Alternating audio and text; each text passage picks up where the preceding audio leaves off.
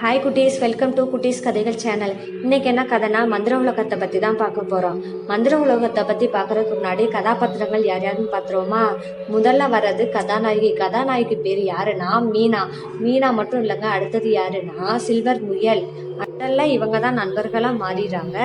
அடுத்தது யார் வரானா டிட்டி. டிட்டின்றவங்க வந்து டிராகன்.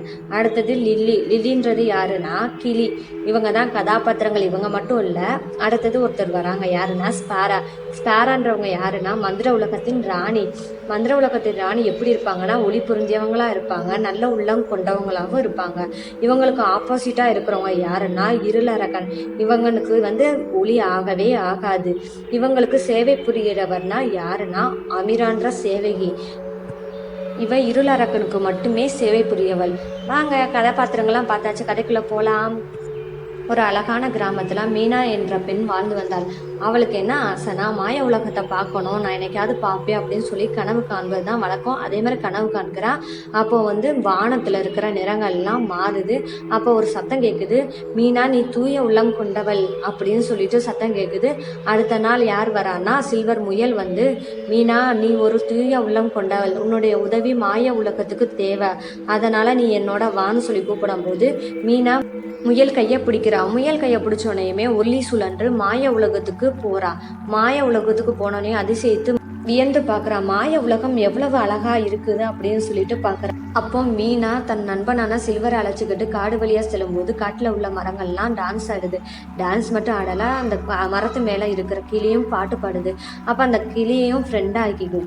அதுக்கப்புறம் மீனாவோட சேர்ந்து லில்லின்ற பேரட்டும் அப்புறம் சில்வர் முயலும் சேர்ந்து எங்கே போகிறாங்கன்னா மலைக்கு போகிறாங்க. மலை மேலே யார் இருக்கான்னா டிட்டின்ற டிராகன் இருக்கான். அந்த டிராகன் எப்பயுமே நெருப்பை கக்கக்கூடிய டிராகன். அதை பார்த்து பயப்படுறான். அப்போ பயப்படவும் டிராகன் என்ன செய்யுதுன்னா மீனா ஒரு தூய்மை உள்ள கொண்டவள், அன்பானவன் சொல்லிட்டு அப்புறம் அவளோட நட்பாகிக்கிட்டு அவங்க எல்லாரும் சேர்ந்து எங்கே போகிறாங்கன்னா ஒரு மந்திர குகைக்கு போகிறாங்க.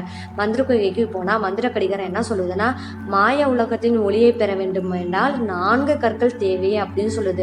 அந்த 4 கற்கள் என்னன்னா நம்பிக்கை, நட்பு, உண்மைகள், தைரியம். இந்த 4 கற்கள் இருந்தால் மட்டுமே மாய உலகம் ஒளி பெறும்.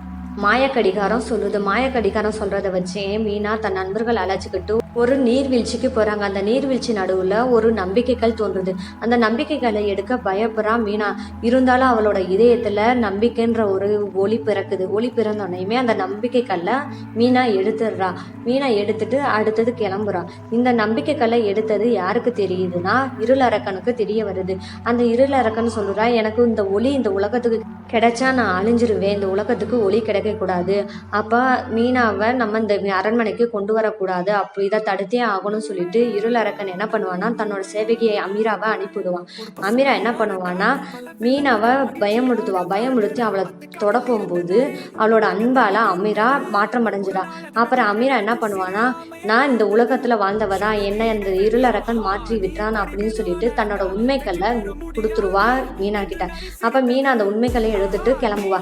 கிளம்பும் போது என்ன ஆயிடுவான்னா இருளரக்கன் 4 பேரையும் ஒரு கண்ணாடி மாளிகைக்குள்ள அடைச்சிருவான். அப்போ என்ன செய்யன்னு தெரியாம மீனா தன்னால எல்லா நண்பர்களும் கஷ்டப்படுறாங்கன்னு சொல்லி அழுகும்போது ஒரு கல் தோன்றுது. அந்த கல் என்னன்னா நட்புகள் தோன்றுது.